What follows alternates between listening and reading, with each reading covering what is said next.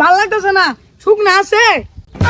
চাকরি যে নিয়ে আইছ, তুমি কি কোনো কুঠা আছে? হ্যাঁ বোঝা সুদা, কুড়া না থাকলে কি তোর উদয় মুখ দিয়ে আইছি? আমি একজন মুক্তিযোদ্ধা নাতিন। কত 4 আর 3 কত? কে সারাই নেড়ে জানুই না, 4 আর 3 15।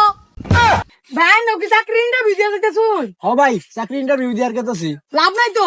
কে ভাই, লাভ নাই কে? লাভটা থাকবো কি বে? আনে কি কোনো কুড়া আছে নাকি প্রশ্ন যৌতুক দেওয়ার মতো কোনো শ্বশুর আছে?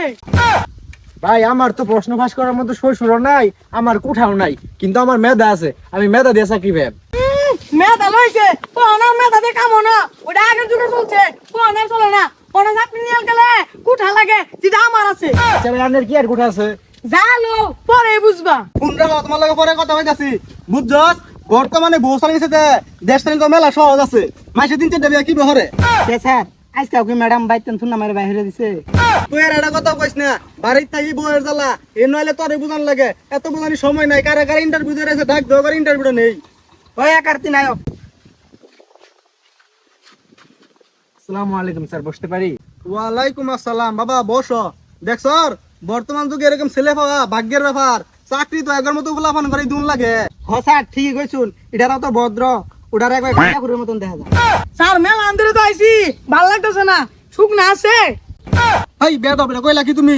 এটা কি হুকনার বাজার মনে হইছে তোমার? হুকনা দিয়ে আমি ন চাকরি ইন্টারভিউ দিয়েছো, চাকরি ইন্টারভিউ দাও, বেশি কথা কাউকে। আরে স্যার এত যে তুই না দে, পরে কিন্তু পেঁচা বইরে দেবে। আরে স্যার এর সাথে কথা না কইয়া ইন্টারভিউ শুরু করুন, দেখে মনে হইতাছে সেটা পার্টি। চাকরি যে নিয়ে আইছো, তুমি কি কোনো কুঠা আছে? না স্যার, আমার কোনো কুঠা নাই, আমার সার্টিফিকেট আছে আর আমার মেধা আছে। কুঠা নাইতে কি আছে? টিহা আছে। স্যার আমি তো জানি চাকরি করতে যোগ্যতা লাগে, টেয়া লাগে না। তুমি কি আমার সাথে বেশি জানো?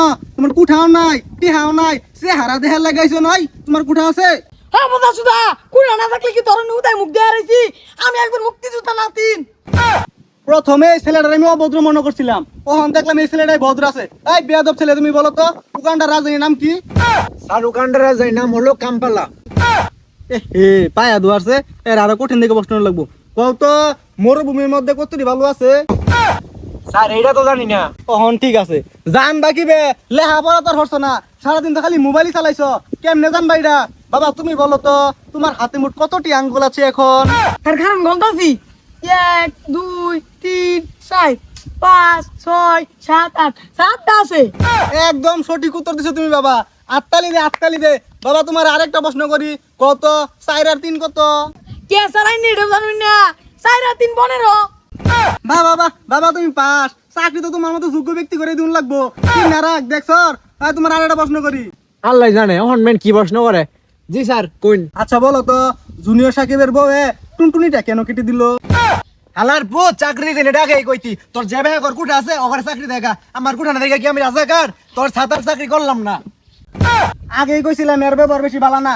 বাবা তোমার চাকরি কনফার্ম, কালকা থেকে তুমি জয়েন দিবা। দেখুন স্যার ব্যাপারটা কি হলো, আমি একজন মুক্তিযোদ্ধা নাতিন, তবু আমার ব্যবহার কত ভালো। চাকরি যখন কনফার্ম হয়ে গেল, নয় যায় দুজনে মিললা সুখটান দিকা চলুন।